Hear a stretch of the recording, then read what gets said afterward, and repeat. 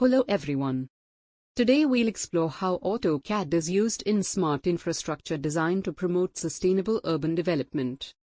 With rapid urbanization, cities face challenges like traffic congestion, pollution, and resource management.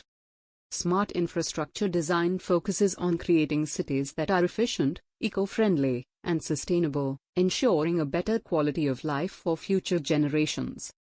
AutoCAD is one of the most powerful tools for designing smart infrastructure. Urban planners and engineers use it to create detailed layouts of roads, transportation systems, water supply, and energy-efficient buildings. With features like 3D modeling and simulation, AutoCAD allows designers to visualize projects, test sustainable concepts, and make adjustments before construction begins. This reduces errors, saves costs, and ensures projects align with green building standards. The result is smarter cities, reduced energy consumption, improved transportation flow, better waste management, and eco-friendly housing solutions. AutoCAD helps bring together creativity and technology for a sustainable urban future.